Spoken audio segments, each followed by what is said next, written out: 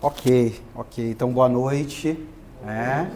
É uma honra, uma alegria estar aqui nesta mesa, que quando eu fui convidado, eu já imaginei que seria uma atividade grande, né? Mas não imaginava que seria gigante, porque eu não sabia ainda o nome das pessoas, né? Então, o Samuel entrou em contato, convidou, e eu acabei também não perguntando quem estaria, né? Mas sabia que ia ser um momento muito especial, porque o programa nunca fez uma atividade como esta, né? Então, certamente não seria uma situação de risco. Mas, chegando o card, aí eu fiquei mais feliz ainda, viu, Samuel? Porque eu pensei, puxa, né, Cícera, Hilário, Patrício, quanto tempo eu não vejo Patrício, hein, Patrício? Tão sensacional, o Patrício está em pós-doc agora, né? Está lá no México, né? E quando eu saí de pós-doc no ano passado, nós também não nos vimos muito, né, Patrícia? Aí eu chego agora na Unilab, tu estás no México, né? Então, uma alegria te ver, mesmo que virtualmente, participar também contigo aqui nessa atividade. Agradecer o convite, parabenizar as falas, agradecer a presença das pessoas que aqui estão, que eu não vou falar o nome de todas as pessoas, porque aí eu vou demorar na minha fala, né? Mas saibam que são pessoas que marcaram muito a minha trajetória aqui no programa. Eu fiquei 2 anos nesse programa, então eu posso dizer, né, professor Samuel, que é uma das minhas casas, né? Aqui no estado do Ceará, sobretudo na academia. Eu fiz uma fala que é uma fala que eu vou tentar fazer nos 20 minutos, por isso eu também trouxe aqui essa fala impressa, mas antes eu gostaria de parabenizar aqui as falas da professora Cícera, do professor Hilário, a professora Cícera já iniciando com o Nego Bispo, trazendo essa trajetória de vida na universidade, pesquisa, curadoria de exposições, trazendo mulheres negras que emergem das fontes, como Aninha Gata, Preta Simoa, uma fala sensacional. E o Hilário, né, o professor Hilário, trazendo a sua trajetória humana, trazendo a sua trajetória dos movimentos sociais, da academia com Eurípides Funes, e para a gente pensar nessa história, que é uma história da universidade, né, mas que não pensou, como fala o Walter Mignolo, na ideia de pluriversidade, né, de pluriversal. Eu acho que é isso que a gente precisa também entender. E não é só história, né? São as ciências humanas, sociais, as ciências exatas, enfim, o conhecimento ocidental como todo, historicamente tratou. Mas acho que é importante também lembrar que as transformações dependem da gente, de todos, de todas nós, né? Então, esses relatos, essas falas históricas, maravilhosas também, me deixaram muito à vontade para eu aqui fazer a minha contribuição. Gostaria também de fazer um breve comentário de um artigo que eu li há pouco tempo, do pesquisador João Ducumbi, que está aqui, com a Ana Eugênia, chamado Ancestralizando o Futuro. Eu achei brilhante esse título, Ancestralizando o Futuro, também pautado em Nego Bispo, onde eles relatam as experiências de intelectuais, de estudantes quilombolas no doutorado do programa de História da UFC. Então fica a dica aí. Eu vou falar justamente pautado aqui num artigo que eu tenho que está rolando por aí, que é intitulado Manifesto contra as Cotas Raciais e a Heteroidentificação. Tensões ao Corpo Negro nos Espaços Sociais. Que foi publicado, acho, ano passado, numa revista da Universidade Federal de Santa Maria, e eu adaptei aqui para fazer essa fala, né? Que vai ser em 3 momentos. Na primeira parte eu vou falar da história e do conceito de ações afirmativas e suas modalidades. Pegando bem aqui o enredo do que o evento, em alguma medida, traz para nós quando ele fala de políticas afirmativas no programa de pós-graduação da UES. Mas cultura e espacialidades. Então, trazer um pouco de história e o conceito de ações afirmativas e as suas modalidades. Num segundo ponto, eu vou trazer algumas problematizações em torno dos discursos contra as cotas e os discursos a favor das cotas. Só para a gente ter uma dimensão de como esse debate é um debate candente ainda hoje, né? Muito presente, né? Desde antes e desde agora. E também, por fim, trazer aqui os mecanismos de controle quando a gente fala em políticas afirmativas. Então, minha fala será, em grande parte, nesses três momentos. Primeiro, história e conceito das ações afirmativas. Segundo, debates contra e a favor das cotas raciais. E lei de cotas na educação e mecanismos de controle, tá? Em relação ao primeiro ponto, história das ações afirmativas, né? Acho que foi um ponto que já foi comum aqui, que foi abordado nas falas anteriores, que é a depreciação desses grupos, historicamente, que hoje cobram e, em alguma medida, são beneficiários das ações afirmativas. A gente fala de escravidão, de coisificação, desumanização, racismo científico, por exemplo, com os intelectuais Conde Gabineau, John Spencer, o darwinismo social, César Lambroso, e a hierarquia racial. E aí, entrando nisso, a gente traz aqui coisas muito comuns a nós, que fazem parte dessa construção toda, como a religião, a ciência, o próprio direito, a filosofia, a história, epistemologias que elaboraram o que era o africano e os descendentes de africanos, né, o continente africano, como populações inferiorizadas, como negros, né? Basta a gente lembrar que o primeiro negro do Brasil é o indígena, o negro da terra, né?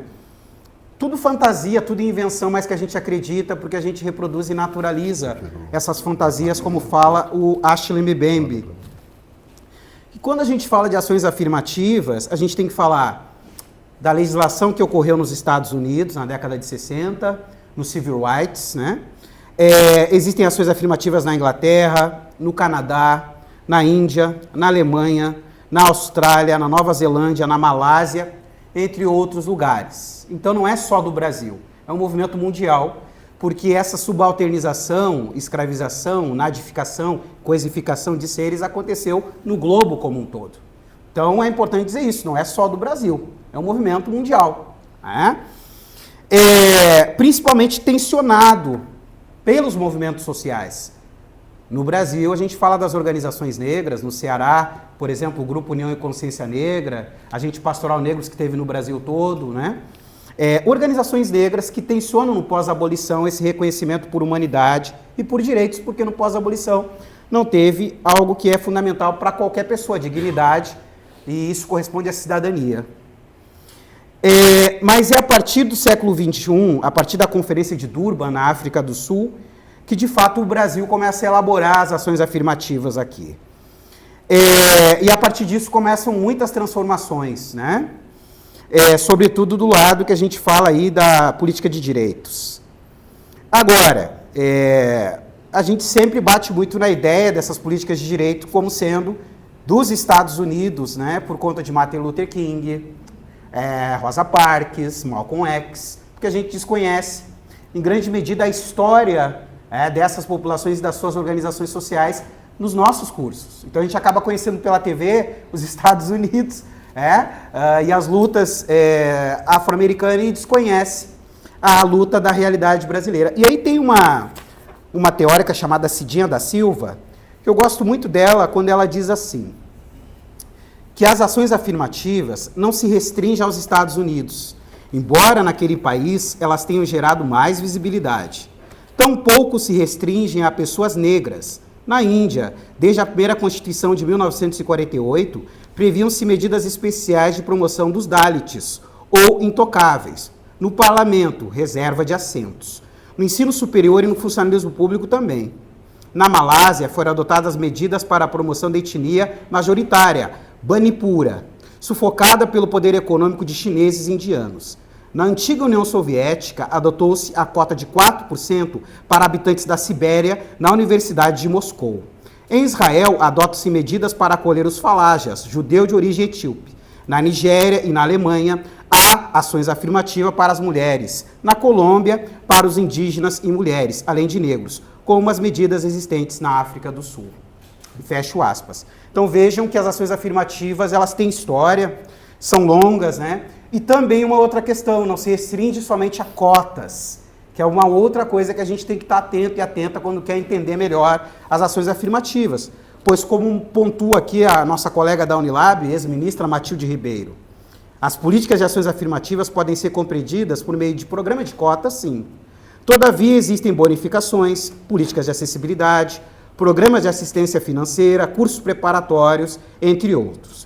Uma questão importante é ressaltar que quem é a favor das políticas de ações afirmativas não é contra políticas universais. Por exemplo, eu sou a favor das cotas raciais, das cotas étnicas, das cotas para LGBTQ+, mas eu não sou contra nada que seja universal, como, por exemplo, o SUS, a educação universal. Então, quem é a favor de cotas não necessariamente é contrário à política universal, que é também muita coisa que bota na nossa cabeça, nossa, é a favor de cotas, é contra a política universal. Não faz sentido isso. Não tem sentido nenhum. Tudo é política pública. É política para indígena, para quilombola, e tudo também pode ser universal. Então a gente tem que equalizar isso no Estado de Direito, entender que uma política não se restringe ou não se sobressai diante das demais. É?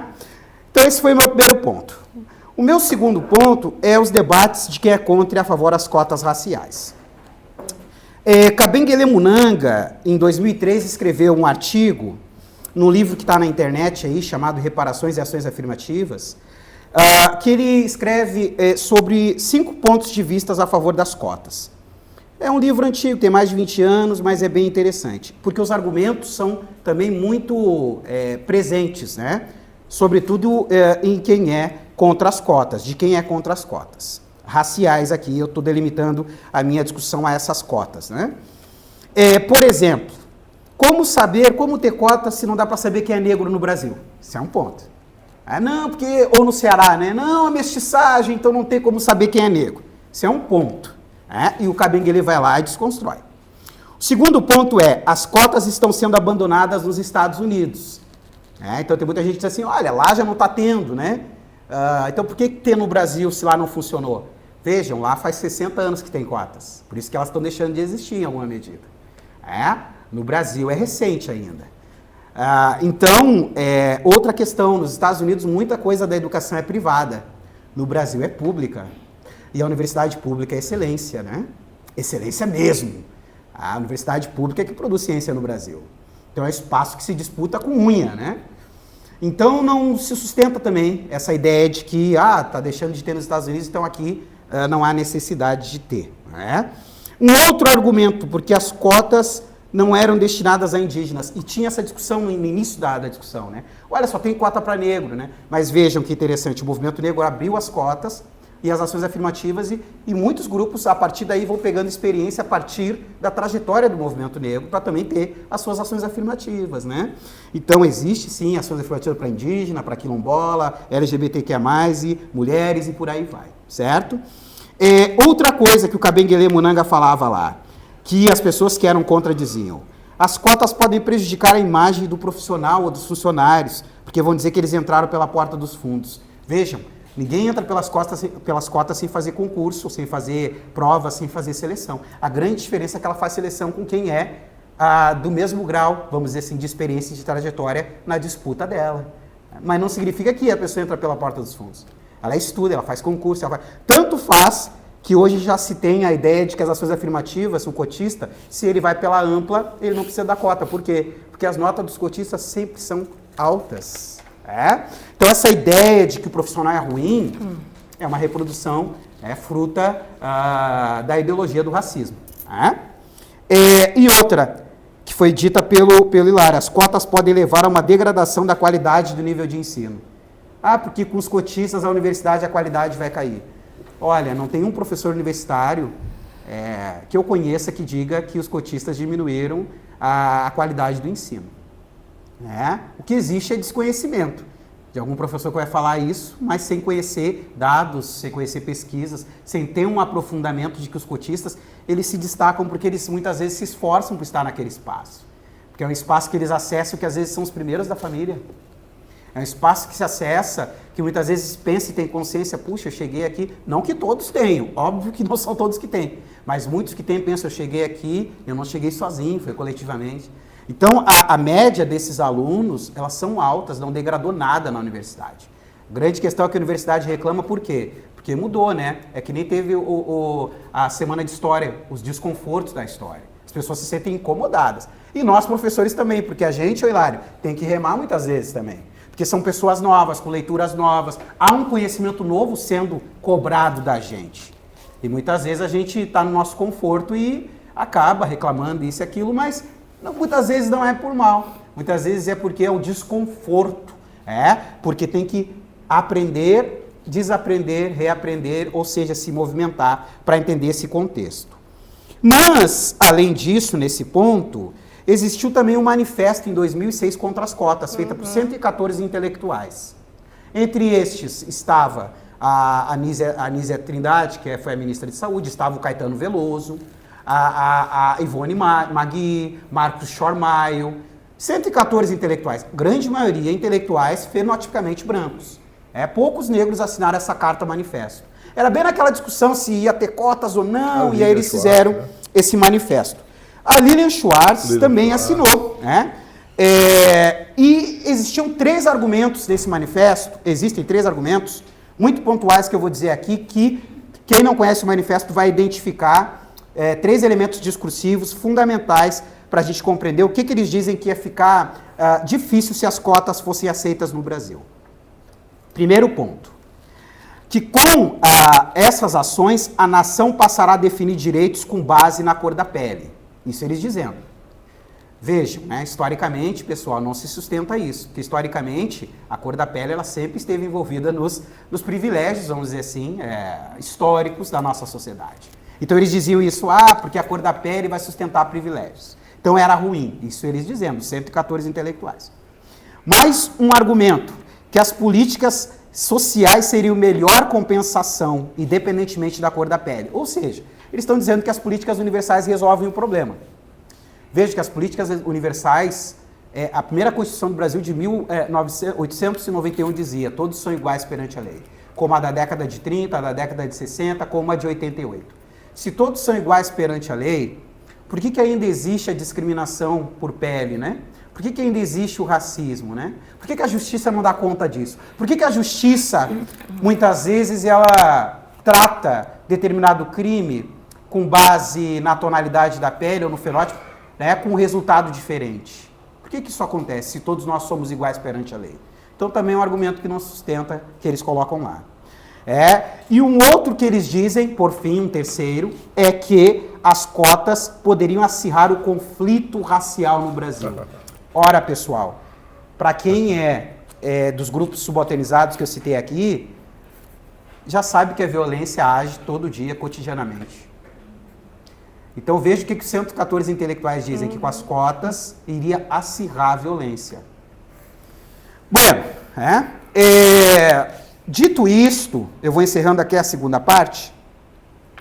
O Lewandowski, ele vai dizer o seguinte, quando ele disse que as cotas, elas são constitucionais. Ele diz assim, as cotas, elas são constitucionais, sabem por quê? Porque se o racismo, ele discrimina pela cor da pele, pelo fenótipo, é justo, então, as ações afirmativas incluir como discriminação positiva, pela cor da pele e pelo fenótipo. Então, é uma discriminação positiva. Então, por isso que é constitucional. E as cotas ou as ações afirmativas nunca são para sempre, são políticas de prazo. Assim que em algum momento, né, as pessoas que, ou esse grupo ele tiver já com os degraus sociais bem colocados, as ações afirmativas deixam de existir. Só que, logicamente, no Brasil vai demorar um bom tempo, porque o Brasil teve 4 séculos de escravidão. Mas as cotas e as ações afirmativas elas são avaliadas a cada momento para entender se surtiu efeito ou não na sociedade em relação a esses grupos que estão pleiteando direitos. E aí, a Lilian Schwartz, em 2022, depois de 16 anos da carta, ela escreveu, deu uma entrevista dizendo que se arrependeu. Ela e mais 15 ou 16 intelectuais. Muitos não falaram nada, mas ela se arrependeu. Aquela amiga do Hilário. Então, o que a Lilian Schwartz, o que ela disse? E vejam que interessantes o argumento dela. Ela disse isso em 2022, no período que as cotas estavam sendo avaliadas, porque a cada 10 anos elas são avaliadas. As cotas a nível da universidade, a nível federal, que era a Lei 12.711, que hoje já é outra lei. É 14.723, que é uma outra lei com outros sujeitos, que depois a gente vai falar um pouquinho sobre isso, tá?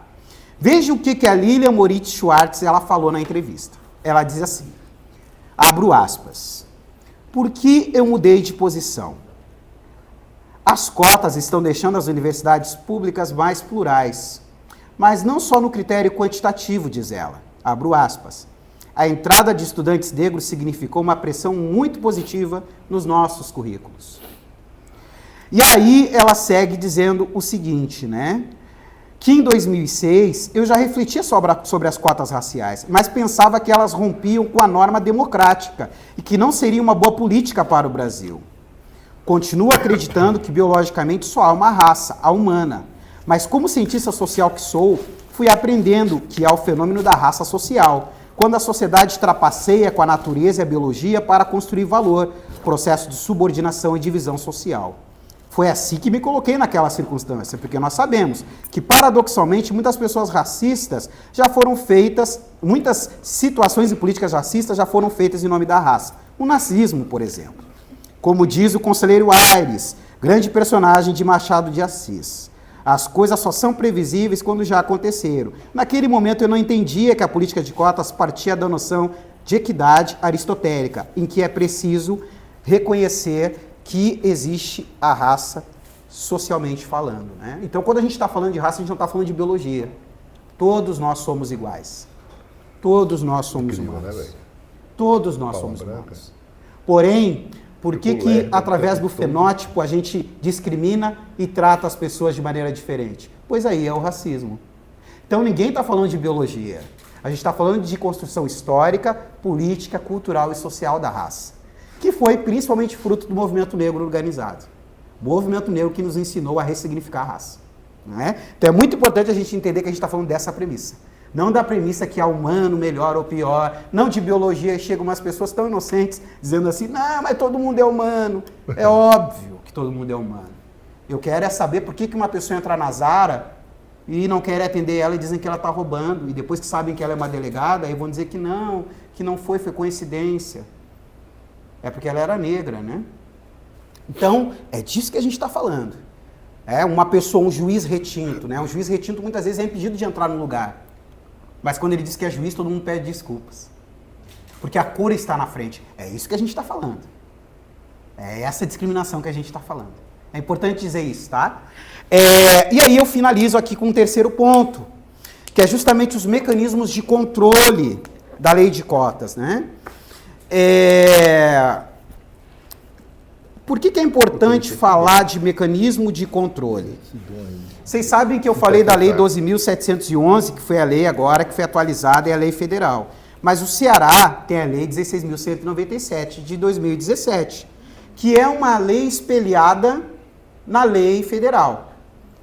Que é essa que o professor Samuel falou no início. Olha, no estado já tem há 10 anos, né? Vai fazer 10 anos daqui a pouco. E aí não tem dados, não tem mecanismo para entender se funciona ou não tem regimento. E não é só a UES.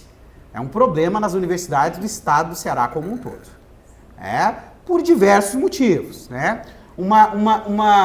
Alguns motivos estão relacionados a essas questões que eu coloquei aqui, com certeza. Aqui, como é que vai saber quem é negro no Ceará, se é mestiço? Como é que vai saber, aqui não tem racismo, aqui todo mundo é igual, vai entrar pela porta dos fundos, é a mesma coisa. É a mesma coisa. Então, por isso que fica difícil de andar. Mas vai andando, vai sendo aperfeiçoado. Isso aí a gente sabe que é disputa, é relação de poder. Então vai sendo aperfeiçoado porque está na legislação, é institucional.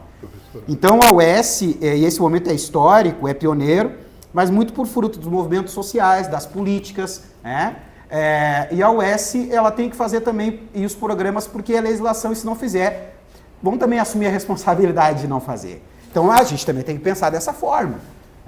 E certamente quando é feito com qualidade, como eu tenho certeza que vai ser feito aqui no PPGH da UES, justamente pelo debate que já a gestão do Samuel está fazendo, que é assim, vamos fazer com qualidade. Então, propondo uma mesa como essa aqui, já é o entendimento de que as coisas só tendem a melhorar. Vejam, quando a gente fala de controle. E por que tem que falar de controle? Porque no Brasil, ou em qualquer lugar, não é só no Brasil, política pública que não tem controle é uma política fadada ao fracasso. Qualquer política, se não controlar, vai ter problema. Não é só a política lá do Auxílio Brasil ou do Bolsa Família. Toda política que não tiver controle, como é que tu vai conseguir controlar a política? Como é que tu vai saber quem está sendo beneficiado? Então nós temos esses controles também, né, nas políticas de ações afirmativas na modalidade de cotas. Seja ela racial ou seja ela étnica ou de qualquer outro tipo. A racial é pelo fenótipo, é heteroidentificação. A étnica é pela anuência, né, de uma liderança comunitária, de documentos que vão ali comprovar que aquela pessoa, ela tem a cosmovisão e ela principalmente é daquela coletividade, independentemente da cor da pele, porque é a questão étnica, são as particularidades culturais. Assim como as outras formas de controle, porque se não fizer, vai ter pessoa que vai usufruir do direito não sendo beneficiária. E aí de diversas formas. De fraude, de má intenção, e também de desconhecimento, que existe também, pessoal. Principalmente no Ceará, quando a gente fala em relação à ideia do pardo, né, que é um dos gargalos aqui desse tipo de controle no Ceará. Sobretudo porque as pessoas foram reproduzindo que eram pardas só porque eram mestiças, mas não eram necessariamente pessoas com fenótipos negros. Então tem que também ter um letramento, tem que ter um aprendizado que pode ser feito, obviamente, de maneira pedagógica, mas também pode ser feito muitas vezes pela comissão de heteroidentificação, que vai dizer assim, ó, não, tu não é negra. E aí muitas pessoas vão entrar na justiça, o que é direito, imprescritível de qualquer um, e atrás do seu direito. Como é também direito da política pública e responsabilidade de controlar. Porque se não controlar, também vai assinar o cheque do ônus como fraudadora à instituição que não fizer isso direito. Então, eu estou falando isso e já me dirigindo ao final, num país onde as cotas não é unanimidade e nem as ações afirmativas. Vejam que numa pesquisa do IBGE de 2022, na época de avaliação das cotas, com mais de 5 mil pessoas, 2.090 pessoas, tá? O Instituto Datafolha apontou que 50% da população brasileira é a favor das cotas raciais. 50% é um número excelente, 50%. Metade da população, estatisticamente falando. Muitos não acreditam em estatística e tudo, mas os caras são sérios, a maioria das pesquisas dão certo. Vejam, 34% das pessoas são contra. Ou seja, 50 a 34. Não é aparelho, gente? Então tem muita gente que é contrária. E é óbvio que eu não vou aqui dizer que todo mundo que é contrário às cotas é racista. Óbvio que não. Quem sou eu para dizer isso? Mas também tem racistas. Mas tem muita pessoa que desconhece, que tem que aprender como funciona, que tem que entender historicamente como esse processo ele possibilitou a transformação social. E muitas pessoas, nessa sociedade que a gente vive do TikTok, das coisas, não está aprofundando e está ficando para trás de não entender. Porque isso é política pública, é direito, não é mais discussão. Eu sou a favor ou contra, bobagem, já é direito constituído. Não importa se uma pessoa é contra hoje em dia. O que importa hoje em dia é o quê? A responsabilidade de fazer a política ser bem feita. E isso as instituições e, obviamente, os beneficiários de direito, né? Que tem que ser as pessoas onde a política tem que alcançar. É isso que está valendo hoje, não a discussão de quem é contra ou a favor. Mas esse dado é importante para a gente entender que é uma sociedade que também é dividida. Com 50% a favor. Uma vantagem para quem é a favor. Para concluir, nós temos, eu não vou falar das cotas do emprego público, a 12.990, que foi atualizada, nem das cotas do Ceará aqui para o emprego público, porque vai tomar um pouco de tempo, né? Então eu vou ficar na atualização dessa lei 16.197/17, que ela está atualizada no Ceará. Por quê? Porque antes era só na graduação, agora é na pós-graduação. Antes era só para indígena, a cota social, para renda, porque já existe, né? Um outro argumento que a pessoa diz, eu sou a favor da social, mas sou contra a de raça e étnica. Como se não existisse a social. Ela já existe, ela já está dentro. Entendem? Já existe isso. Mas a atualização é um salário mínimo, entrada de quilombolas, a pós-graduação e programas de acompanhamento para que esses alunos eles consigam efetivamente atingir o sucesso. Que seria o quê? Permanência. Então isso já está na lei. Tanto na federal, quanto também na espelhada, que é a lei estadual aqui no Ceará. A heteroidentificação. A heteroidentificação ela não consta em nenhuma das leis. Por quê? Porque nessas disputas que a gente está falando aqui, que 50% é a favor, 34% é contra, ela existe também aonde? No Congresso Nacional. Então a disputa está no Congresso Nacional também. Então aí tem políticos que dizem, não, porque a heteroidentificação ela é tribunal racial. Não, porque a heteroidentificação, como é que vai ter lá uma pessoa para dizer que a outra é ou não é? Pessoal, a autodeclaração ela é presunção de veracidade. Ninguém está mentindo quando faz a autodeclaração. Porém, uma coisa é como eu me vejo, outra coisa é como a sociedade me vê. Por isso que a heteroidentificação é importante, porque ela é uma mediação do que tu auto te declara com aquelas pessoas lá que tem que ter expertise, tem que entender como funciona a discussão racial no Estado, que elas vão ali dar o sim ou não, deferir ou indeferir. Se não existisse isso, só fosse eu me autodeclarar, aí é um cheque em branco que a gente está anunciando. Por quê? Porque aí a pessoa vai dizer muita coisa, né? Sobretudo quando a gente tem um curso que não é história, não é pedagogia, não desmerecendo a filosofia. Mas vai ver na medicina como é que é essa discussão. Vai ver no direito como é que é essa discussão. Se não tiver controle. Vocês vão ver como é que vai ser. Já não é fácil nos nossos grupos, mas imaginem nesses cursos onde a concorrência ela é muito mais acirrada. Né? Então a heteroidentificação ela é fundamental. Mesmo ela não tendo na lei, o Ministério Público tem a legislação, a portaria 41 que normatiza isso. Então, mesmo a instituição, e as instituições estão fazendo regimento, obviamente, mas tudo baseado nas portarias normativas do Ministério Público, do desenvolvimento social. Então, há uma legislação que as universidades estão aportando para fazer a heteroidentificação, mesmo não tendo na lei exatamente a heteroidentificação. Por quê? Por conta da responsabilidade. Porque se as instituições não fizerem e alguém denunciar para o Ministério Público, é o reitor, são os professores, são as pessoas que vão ter crime de responsabilidade, porque não estão fazendo o quê? Não estão controlando a política pública. E a heteroidentificação é para a cota racial. E tem as demais, né? Que é a questão, como a gente já disse aqui, de documentos específicos, né? De determinadas comunidades. E uma questão fundamental, nesses controles sempre tem uma pessoa dos grupos que historicamente foram subalternizados. Tem que ter. É uma condição sine qua non. Se eu vou ter cota para quilombola, eu tenho que ter alguém no controle social vinculado à comunidade quilombola. Se é para indígena, eu tenho que ter indígenas naquela comissão. Se é para negros, eu tenho que ter, e assim sucessivamente. É óbvio que por conta de falta de investimento, muitos cursos ou instituições não fazem. Mas o aprimoramento da legislação e da heteroidentificação ou da verificação tem que ter também o controle social. Por fim, de verdade, uma grande discussão, tá? Concluo com essa grande discussão no meu entendimento, sobretudo quando a gente fala do Ceará. O ser pardo, tá? Para o IBGE, para efeito das políticas públicas, pretos e pardos são negros, certo? Vocês nunca vão ver um recenseador chegar na casa de vocês e ter lá a categoria negro. Não tem. É pardo, preto, amarelo, indígena, é isso que tá. E branco. São 5 categorias.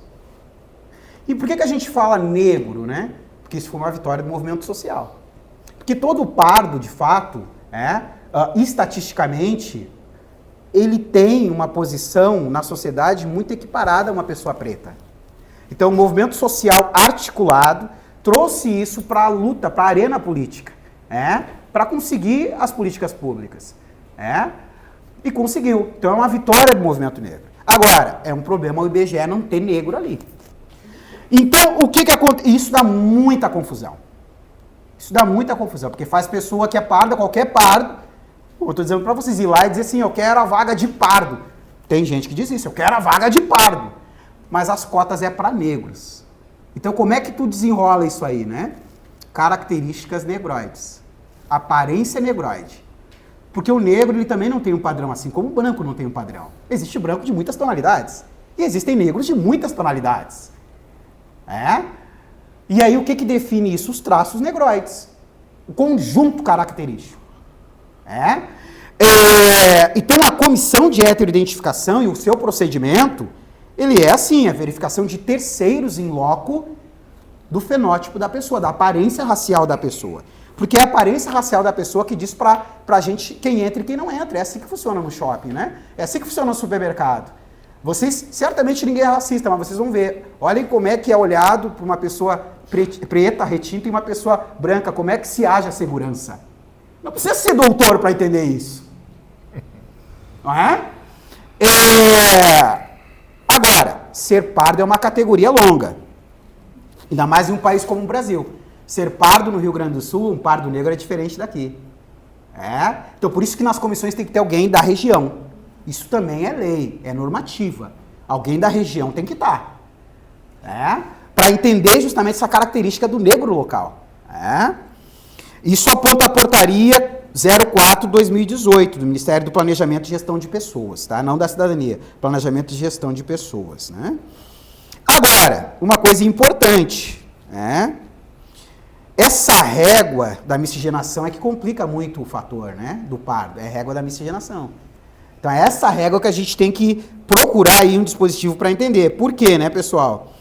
Porque, na verdade,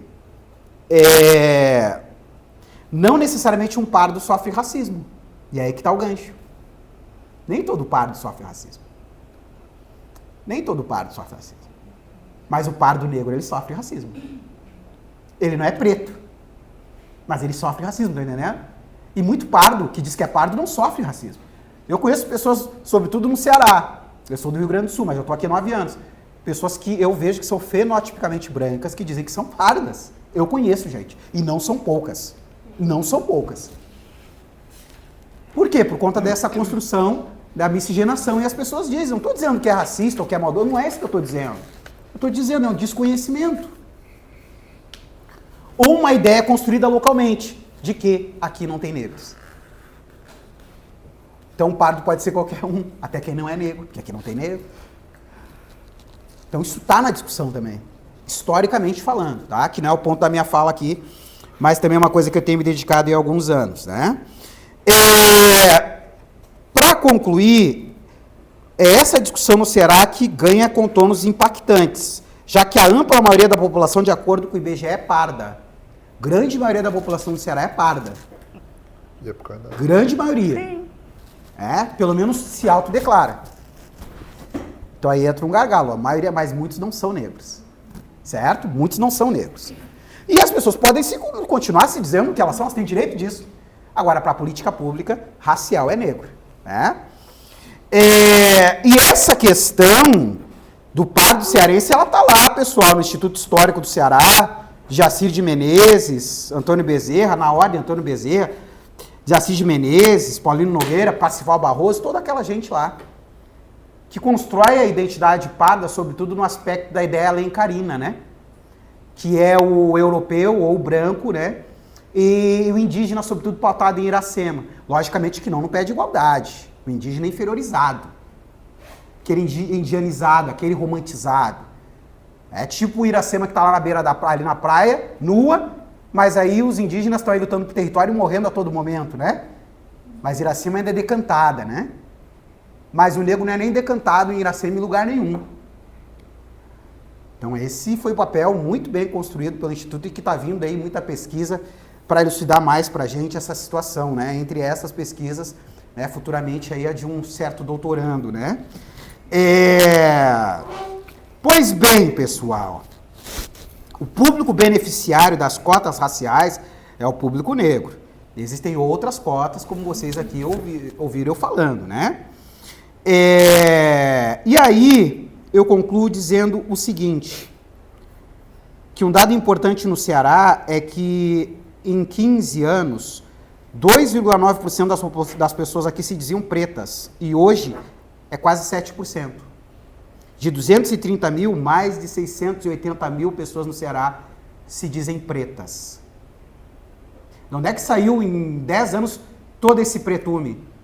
É que muita gente parou de dizer que é moreninha, parou de dizer que é queimada do sol, parou de dizer que o cabelo é assanhado porque uma cabeleireira ruim cortou, né?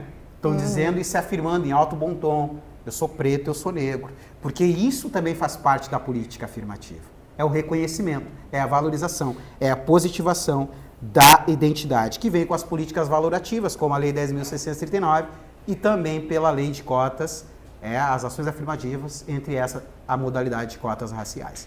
Então, muito obrigado, né? Eu alonguei um pouquinho, agradeço a escuta, tá?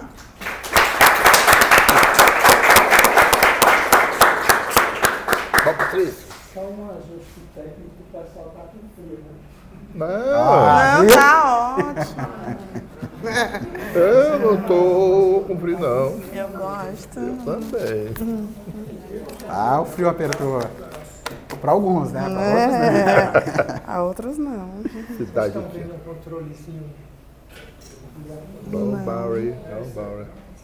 Não, não dá pra pessoal, ó, vocês podem registrar para vezes. Passa, né? Eu vou olhar se eu por acaso não botei na sala da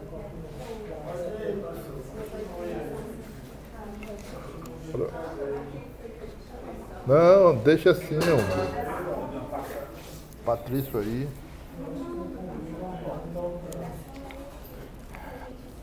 Eu falei demais, Hã? eu falei demais. Não. Eu falei demais.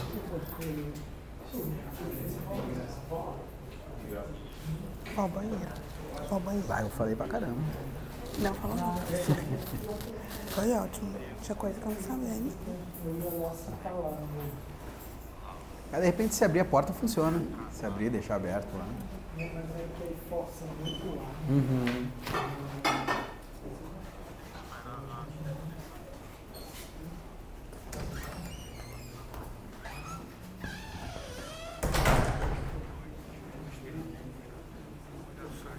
Ô, querido, muito obrigado. Muito obrigado. Obrigado. Só olhar ali na secretaria.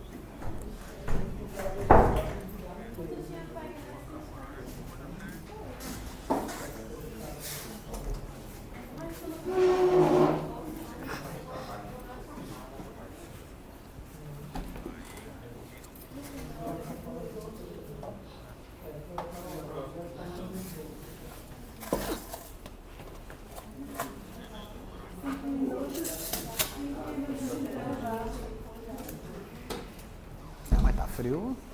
Tá. Eu gosto do friozinho, mas realmente tá ficando frio. Vai.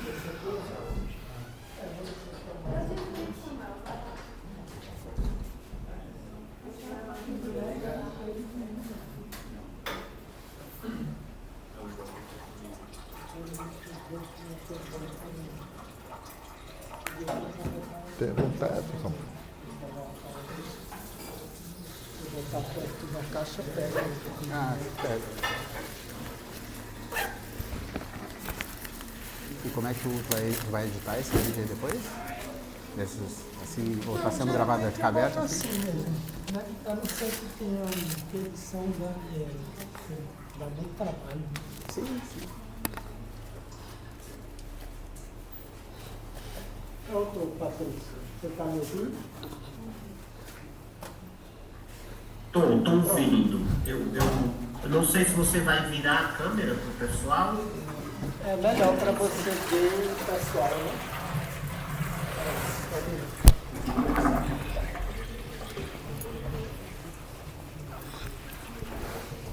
Ah, peraí.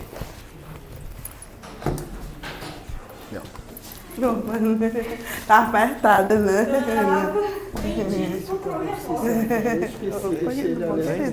Depois que eu me lembrei. Então tá ótimo, porque eu estava ali acompanhando a fala do Hilário, a fala né, dos colegas e tudo. E aí agora eu acho que eu tô vendo isso, os alunos do programa, né? Você está vendo praticamente todos. Exato, perfeito. Pode iniciar. feito um banheiro. Sim, assim tá bom. Pronto, posso então começar, Samuel? Por favor. Esse é o seu, é? Pronto, eu vou ligar aqui o cronômetro na tentativa de também não exceder muito na minha fala. Eu vou tentar falar em 15 minutos e se for preciso 1 ou 2 a mais, eu vou já encerrando quando for chegando mais perto. Antes de tudo, eu queria saudar a todos, todas, todos que estão matriculados no PPG-HCE, né? E escolheram este programa de pós-graduação como um momento e um tempo favorável para a formação de vocês, futuros mestres, futuras mestras em História pela UES. É uma honra muito grande estar com vocês aqui e fazer parte deste programa. Quero dizer também que é uma honra muito grande, eu fiquei muito feliz quando o professor Samuel me convidou, né? Também não sabia quem está, né? Aqui vou tomar um pouco emprestado as palavras do professor Arilson. Então, quando eu soube quem estaria, eu de propósito também pedi a Samuel que, por gentileza, deixasse minha palavra para ser a última, porque, bem, a gente tem nossos critérios, né, de precedência.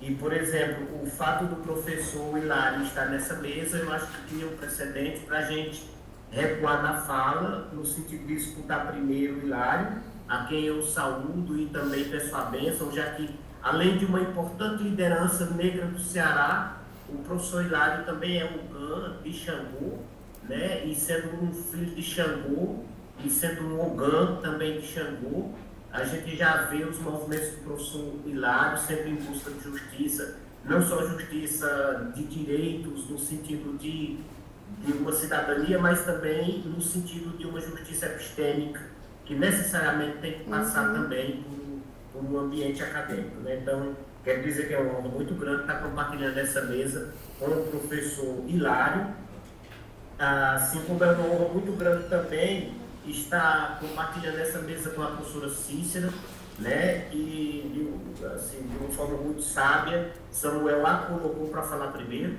né? Então, é uma honra muito grande estar aqui com vocês. E o professor Arilson, que é um amigo, um colega de trabalho, né? Entramos na Unilab pelo mesmo concurso, então, quando isso acontece, a gente costuma se considerar irmão também, porque ele enfrentou as mesmas agruras, chibatadas, processos diferentes que é o concurso público, né? Então, quero dizer que quero muito bem a esses colegas e essa colega que estão aqui nessa mesa, e justamente por isso eu me sinto mais animado.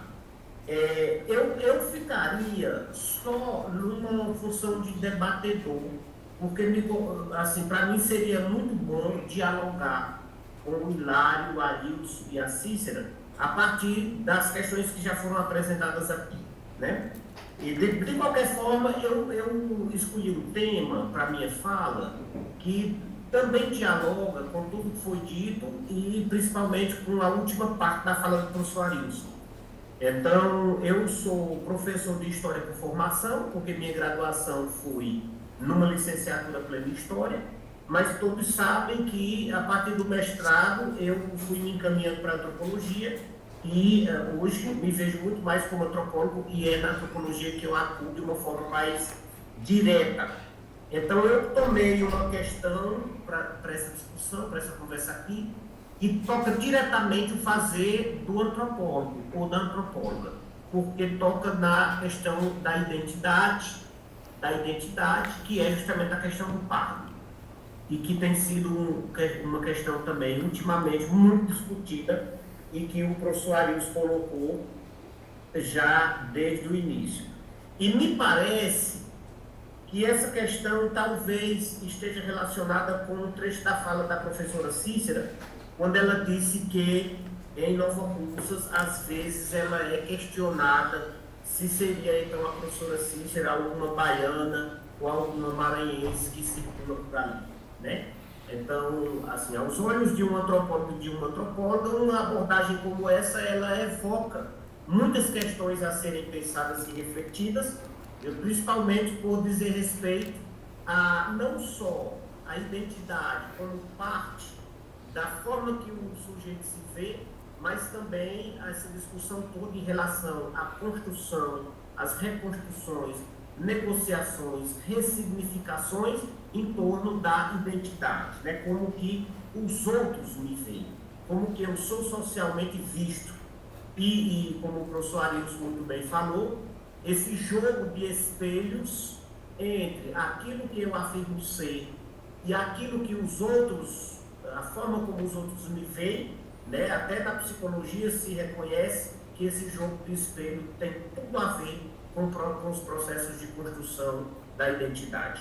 E me parece que o Pardo, há um bom tempo, vem, como eu diria, se movimentando nesse campo de jogos de espelho em relação à sua identidade, como eu vou comentar um pouco mais para frente. Bem, eu tinha anotado aqui também para comentar sobre a importância do professor Hilário no sentido de ser uma referência recorrente nas pesquisas desenvolvidas no PPG-HCE. As pesquisas, por exemplo, que eu tenho orientado até agora, e quero relembrar aqui o trabalho do Daniel Alencar, que é um egresso desse programa de pós-graduação em História, que discutiu escravidão no Crato, principalmente a questão da violência racial por parte da justiça no Crato, estava sempre trabalhando com os textos do Hilário.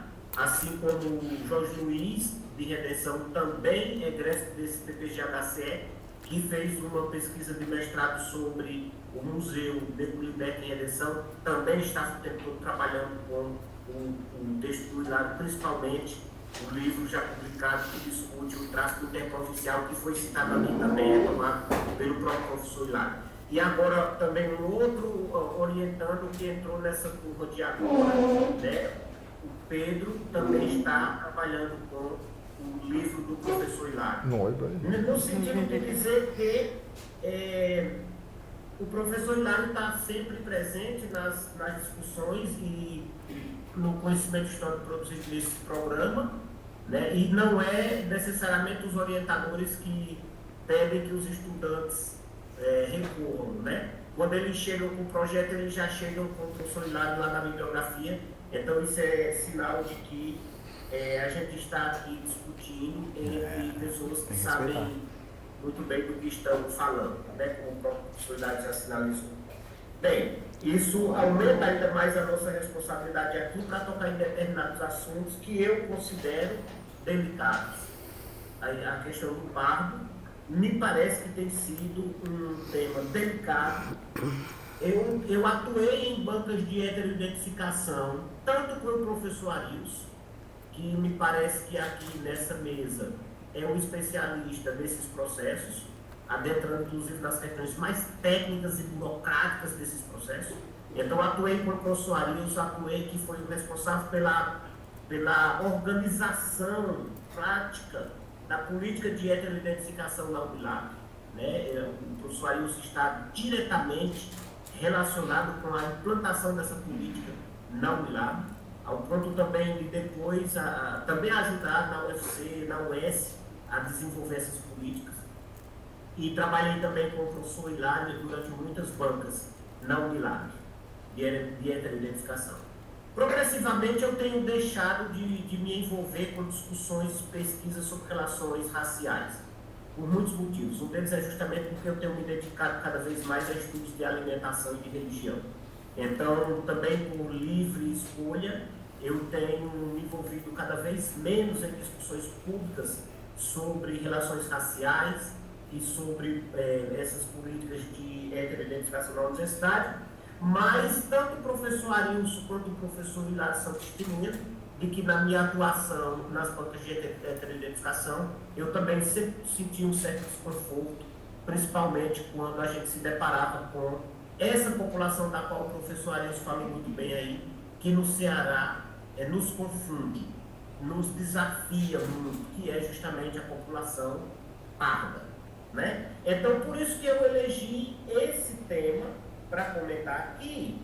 Nem vou aqui comentar, senão vou perder tempo de falar o que eu preparei para falar. Todos os pontos da fala do professor Arilson que eu achei muito interessante, principalmente quando ele cita essa questão do manifesto anticotas, né? Para relembrar alguns casos clássicos de outras pessoas que estiveram lá e que ele não citou, e que eu citaria com muita propriedade, até porque alguns deles, ou uma delas, por exemplo, né? Assim como fez com a questão das cotas, até hoje espera-se que se pronuncie também sobre o genocídio em Gaza hoje, e que até hoje não se pronunciou, e que provavelmente no futuro, depois que o genocídio se confirmar ou não se confirmar, a depender da pressão internacional, talvez venha a público se explicando e pedindo também desculpas por não ter se pronunciado diante do genocídio em Gaza. Eu acho que com essas palavras vocês talvez saibam de quem eu estou falando. Questão de ética, eu não vou dizer o nome. né? Mas, para dizer, às vezes também há muita performance, né? Há muita performance quando se posiciona ou não se posicionam diante dessas questões, né? O genocídio em Gaza e a performance do arrependimento na academia brasileira, eu acho que seria um bom tema para um bom capítulo de livro discutindo como que a academia às vezes reage diante de certas situações. Bem, mas o tema da minha fala é a questão do pardo. Então eu anotei aqui uns pontinhos para eu não me perder, né? E para não exceder também os 15 minutos, né? Já é bom agora. Bem, então, minha intenção é trazer algumas questões para reflexão, né? Jamais seria apontar soluções, porque eu acho que a gente não está aqui exatamente para isso. Mas, falando de ações afirmativas e trazendo essa discussão para o PPG-HCE, eu acho que é interessante a gente recordar alguns pontos, como, por exemplo, essa questão de que durante muito tempo, nos estudos afro-brasileiros e nesse campo de pensamento e estudos que se convencionou chamar de história do pensamento social brasileiro, o negro, durante muito tempo, foi tratado como um problema. Então, a chamada questão do negro se manteve durante muito tempo como pauta dos estudos na sociologia, na antropologia, na história e em outras áreas do conhecimento do Brasil. Me parece que depois que se superou essa dita questão do negro, me parece que estamos diante agora, nesse momento, diante de uma questão do pardo, né? E aí eu não estou afirmando isso também só por mim, apesar de ter liberdade para afirmar por conta própria. Mas o sugestivo livro organizado pela professora Flávia Rios, né, que eu estou aqui com ele, e que recomendo, inclusive, com muita ênfase, que todos leiam, porque eu acho que esse texto é fundamental para uma aproximação dessa discussão. E a professora Flávia Rios, consagrada pesquisadora negra brasileira, né, fez questão de nomear o livro, nessa coletânea de textos, justamente como a questão do pardo no Brasil. Então, realmente, me parece que estamos agora numa dobradinha, assim como o pensamento social brasileiro durante muito tempo se debruçou sobre o que considerava ser a questão do negro, estamos agora diante da chamada questão do pardo. E não podemos pular essa questão, né? Bem, então, considerando essa dita questão do pardo, os mecanismos, as chamadas bancas e toda a política de heteroidentificação vem na esteira, né, para a gente pensar essas questões. Por quê? Por que as bancas de heteroidentificação? Justamente porque, muitas vezes, é no rito, durante o rito da banca de heteroidentificação, que a questão do pardo se coloca de uma forma mais direta e objetiva como um desafio concreto, não só para os examinadores e examinadoras que estão ali e que, como o professor Arius muito bem já destacou, inclui representantes não só dos grupos que estão em questão ali sendo avaliados, mas também representantes da sociedade civil para garantir o princípio do controle social que é requerido pelas normativas, sejam elas federais ou institucionais, né? E esse desafio do pardo, para mim, ele é uma coisa muito real, muito real. Não é à toa que o pardo, né, o mestiço, como em alguns estudos antigos apareciam, ou como o mulato, como em alguns outros estudos apareciam, ou como queiram denominar,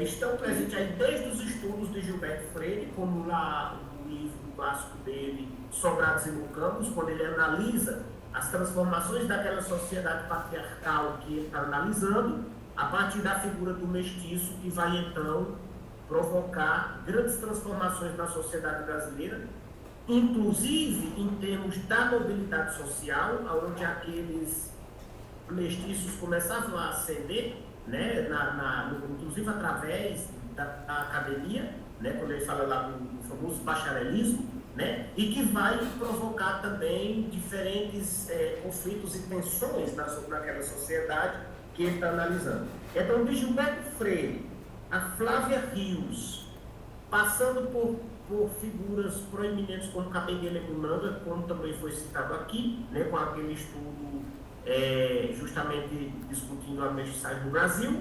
O pardo está sempre colocado como uma espécie de pedra de roseta a ser decifrada, que muitas vezes é visto como um desafio sério para essas políticas, já que o pardo, em alguns casos, é visto como, me permitam a expressão, como um suspeito à espreita. Né? Não estou querendo dizer que não haja fraudes no sistema. E nós que participamos ou estamos participando no passado de bancas de identificação, conhecemos casos dos mais inimagináveis que vocês possam pensar de burla, de tentativas de burla da política pública, né, das ações afirmativas. Mas a questão seria, eu até anotei aqui em forma de pergunta, que seria, deixa eu ver se eu encontrar aqui onde eu anotei, seria todo pardo embusteiro? Seria todo pardo um espertalhão tentando subverter a política e burlar, né, o jogo em curso? Isso se coloca de uma forma ainda mais desafiadora quando se está diante de uma população como a cearense, como o professor Arilson colocou. É interessante que a segunda parte do livro organizado pela professora Flávia Rios, a segunda parte traz justamente alguns conjunto de capítulos, e ela chamou a segunda parte do livro assim: Os Pardos em Disputa, Políticas de Ações Afirmativas no Brasil. E aí tem, inclusive, capítulos específicos sobre as bancas de identificação. Porque essa figura, a figura do pardo, realmente me parece que, mais do que um gargalo, como o professor Arius falou, às vezes aparece como uma espécie de pedra, uma pedra que precisa ser decifrada, né? Decifrada, para poder saber qual é a posição dessa pedra na parede dessa construção. Bem, então, o pardo, ele puxa uma questão muito profunda aqui, que requer, inclusive, a intervenção de antropólogos e antropólogas que são especialistas em tema como identidade. Porque é uma questão de identidade da minha leitura. E discutir identidade, como se diz, assim como o fenômeno do racismo, o fenômeno da identidade também me parece que não é possível se compreender a partir apenas de uma perspectiva. Precisa, então, de olhares múltiplos, de diferentes campos do conhecimento para tentar decifrar essa questão da identidade, que envolve o fato de uma pessoa afirmar-se algo e como que essa afirmação vai, então, ser reelaborada pela coletividade e vai aceitá-lo ou não aceitá-lo de acordo com aquilo que ele ou ela está afirmando. Lembrando que essa questão da identidade ela é recorrente em qualquer estudo sobre relações étnicas. Independente se estamos falando de negros, ou se estamos falando de indígenas, ou se estamos falando, por exemplo, de comunidades étnicas como aquelas que existem no sul do país, pomeranos, ucranianos e uma série de outras identidades étnicas que existem, por exemplo, no sul do Brasil. Né? Bem, meu desconforto em muitas bancas de identificação passava justamente por uma aparente confusão, e aqui eu tenho que admitir que eu não sei se quem estava mais confuso eram os candidatos ou eu como examinador, com muita humildade eu falo isso, mas eu percebi uma confusão de muitos candidatos e candidatas que estavam ali, porque alguns e algumas não me pareciam embusteiros, não me pareciam espertalhões em busca de burlar uma política pública. Porque falavam com uma convicção tão grande que eram pardos, e quando se perguntava de onde vinha a convicção, a explicação vinha de que na família sempre foi tratado assim. Além da explicação que evoca a ancestralidade e a ascendência, que é outra discussão também, que eu tinha pensado em comentar, não sei se vai dar tempo, que já falei 20 minutos. Então, família, cartório, escola, sociedade e em última instância, a universidade, né? participavam, apareciam no discurso daqueles candidatos como responsáveis por convencê-los de que eles eram pardos. Então, em alguns casos, não me parecia que aquelas pessoas estavam mentindo ou estavam fraudando o sistema. Elas falavam com uma convicção e com uma honestidade muito grande. Mesmo que no final, ao final, tivesse que não reconhecer, não ratificar, mas não me parecia em alguns casos que eram pessoas desonestas e mentiras. Então, estamos realmente diante de uma questão muito profunda e muito desafiadora para se garantir a política pública e evitar as típicas fraudes que a gente também conhece. Então, me parece que o dispositivo e a forma de autodeclaração precisa também ser questionado e problematizado. Porque quando o sujeito vai lá se inscrever para o processo seletivo, se o dispositivo o obriga a declarar-se, né, e ele vai ter que se declarar, e se o sistema, a instituição, já considerar a partir daí que quem se declarou pardo vai ser encaminhado para a política de ação afirmativa, que culpa essa pessoa teria, então, de se autodeclarar pardo lá e depois ser barrado na banca? Agora, por exemplo, eu me vi em situações onde a estudante era minha aluna na sala de aula, já tinha feito, inclusive, me parece, 2 disciplinas comigo, depois me alocaram na banca de identificação e criou-se uma situação muito complicada de convivência em sala de aula depois do processo seletivo, por os poucos dias que ela ainda continuou depois da banca, né? Então é um desafio, me parece realmente um desafio muito forte, principalmente quando eu lembro de palavras da Sueli Carneiro em muitas situações, não é uma nem duas, são muitas sobre o pardo. Eu lembro, por exemplo, de uma situação em que 2 intelectuais negras brasileiras perguntaram a Sueli Carneiro num programa de televisão, que só está na internet, para quem quiser, sobre o pardo, e a Sueli Carneiro, a resposta que ela deu foi: se alguém me disser o que a gente vai fazer os homens e meninos pardos que estão entupindo os IMLs do Brasil, aí depois a gente discute como é a questão do pardo. Para dizer que, eu interpretei a palavra da Sueli Carneiro dessa forma, de dizer, olha, esses pardos, eles também estão morrendo pela violência policial, pelo racismo cotidiano, como negros. Então, aquele corpo pardo que está lá no IML é um negro, é um corpo negro que está lá no IML também. E aí eu passo a refletir, então, até que ponto os processos institucionais também relacionados com essas políticas públicas, até que ponto essa responsabilidade se estende até o IML também?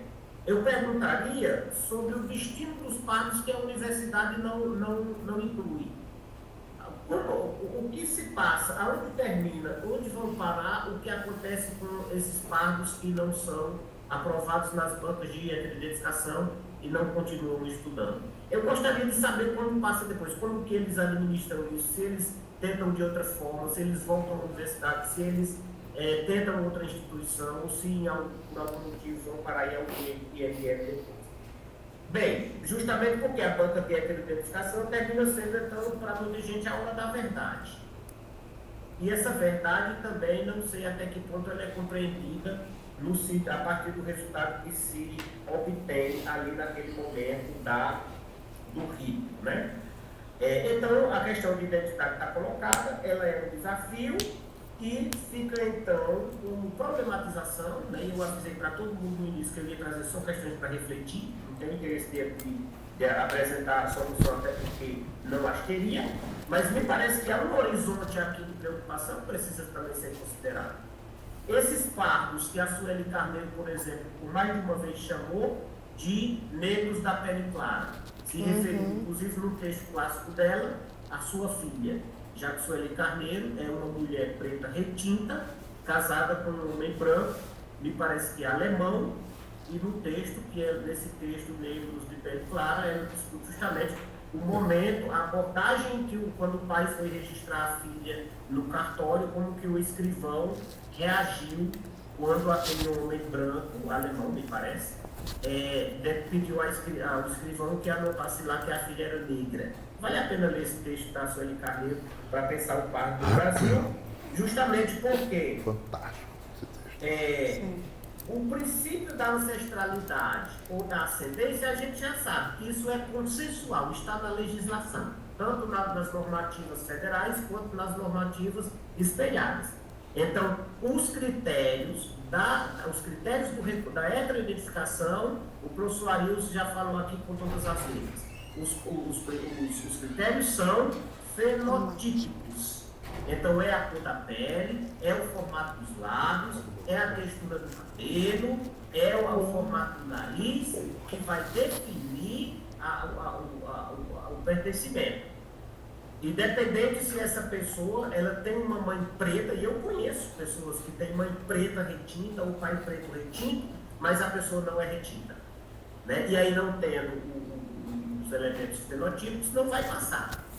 De qualquer forma, não se está questionando aqui os critérios. Eu estou problematizando e trazendo para a discussão justamente essa questão do pardo, como que o pardo é lido também, porque o pardo está sendo lido, né? E muitas vezes o pardo é lido como uma figura da qual se deve desconfiar sempre. E aí a questão que eu coloco realmente, todo pardo representa um risco à lisura e à idoneidade da política pública, né? Bem, isso é só para pensar. Me desculpe, eu falei bastante, peço desculpa por exceder o tempo, professor Samuel, mas eu acho que a gente continua agora no diálogo, né? Se no caso eu retorno então esse tema do pardo, para a gente continuar conversando. Muito obrigado.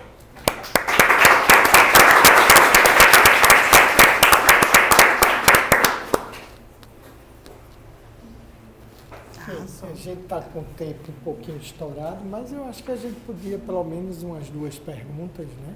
Não sei o que é que vocês acham. A cara das pessoas. Pode ser. Tá todo mundo. Tá todo mundo trincando Aí, jeito. Aí vocês seguram aqui, que aí a gente ouve a pergunta de vocês. Tem alguém que... Eu vou só no banheiro. Alguém? Tá lá, meu Deus. Vou só no banheiro. Sim. Uma. É bom que tá ali uma, aí.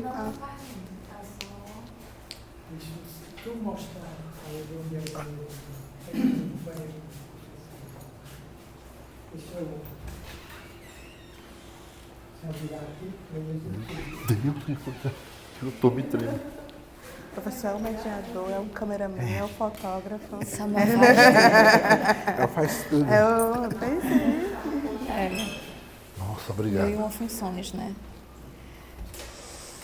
Boa noite, né, a vocês todos. Na verdade, não é uma pergunta, é um elogio à banca, aos palestrantes, mas também é um elogio à coordenação do programa. Eu fui aluna do programa entre 2021 e 2023. Eu fiz meu mestrado aqui, defendi a minha dissertação e, na época, eu fui representante estudantil. E eu lembro que essa discussão das cotas já tinha sido pautada no momento em que eu era representante, tanto em 2022 quanto em 2023. E naquele momento, a resposta que eu tive era de que não era adequado para o momento em questão discutir a inserção de cotas raciais no programa e que ficaria, então, para quando a universidade fosse, de fato, questionada pelo Ministério Público. Não sei se é o caso, espero que não tenha sido esse o motivo que provocou a tomada dessa decisão, que ela é tão importante. Mas eu realmente gostaria de parabenizar a gestão do professor Samuel, aos professores que se disponibilizaram para estar hoje aqui.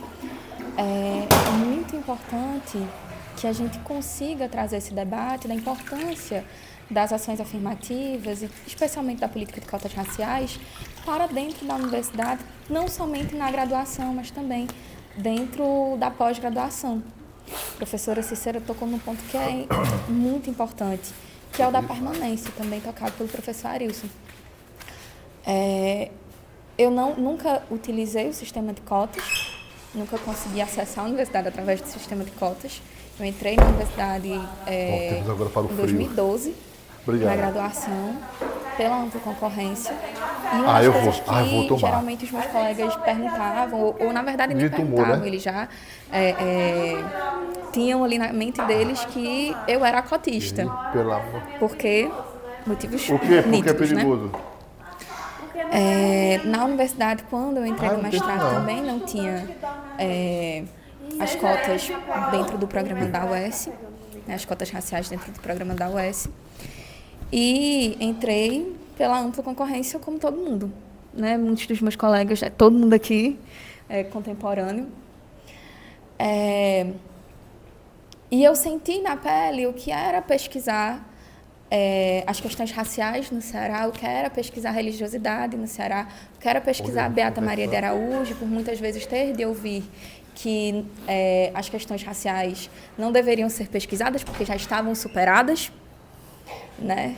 Ou que as ações afirmativas, as cotas raciais especificamente, não caberiam porque um programa de pós-graduação não é assistencialismo.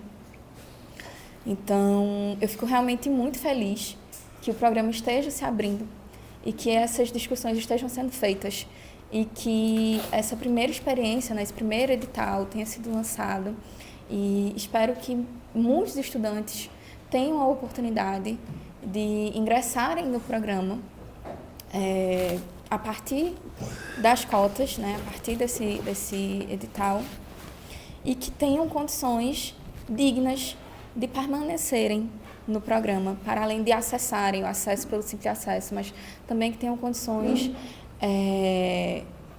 dignas mesmo de permanecerem na universidade, desenvolverem as suas pesquisas de forma honrosa, de forma respeitosa, sem que haja a necessidade de passar por coisas que eu passei aqui. Então, realmente é só isso.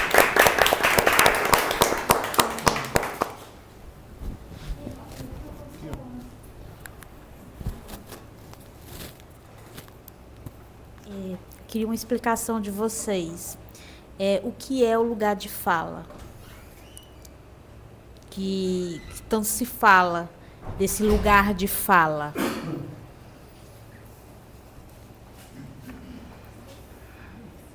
Sei?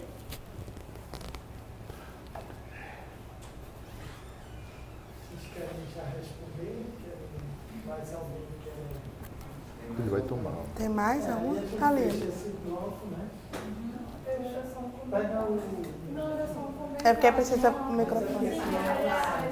Não, calma. Aí, junta as perguntas. Tem alguma pergunta? Gente, não é uma pergunta, boa noite, é só um agradecimento, saudar a todos, né? É uma honra muito grande ouvir o Patrício e vocês, porque o Patrício esteve na minha banca, na Unilab, há uns 7 anos atrás, 8 anos, e o meu projeto de pesquisa foi justamente sobre o pardo, a significação do pardo no Brasil, porque já me inquietava as pessoas meio que desestimulavam, dizendo, mas o pardo é um pardo, é só um pardo, mas eu sentia que tinha algo mais. E realmente hoje a gente ainda percebe, né, diante a tantas questões, o quanto é complexo a questão da identidade parda, né, o quanto é problemática ainda e o quanto ainda precisa de estudos. E a Cícera, por lembrar da Aline, eu tive o prazer de trabalhar com ela há um tempo, ela é uma pessoa maravilhosa. E a gente já tinha esse debate da presença negra dentro dos museus, uma experiência que eu tive. Na rua da Caixa Cultural tinha uma pessoa que vendia lanches e eu perguntava por que ela nunca tinha entrado no museu e ela dizia que não se sentia pertencente àquele lugar, que ela não entendia e nem permitia que o filho também fosse ao lugar, porque justamente é essa construção social.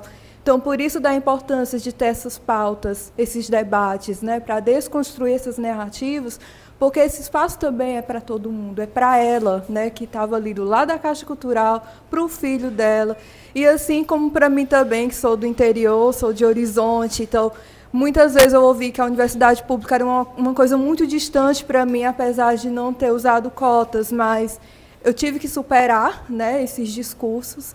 E eu sinto que na minha família também teve muitas pessoas que tiveram que superar também, e que bom que conseguiram superar, alguns por cotas, outros não, mas que bom que eles conseguiram e que outras pessoas também estão adentrando esses espaços. Então era isso, obrigada, gratidão. Pode começar, se quiser. Posso? Agora você vai começar, tá? Por mim, tudo bem.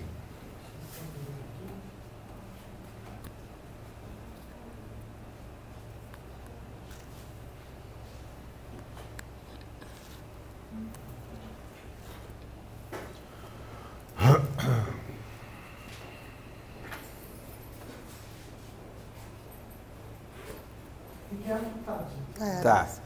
Então eu vou começar falando algumas coisas, né, em relação a...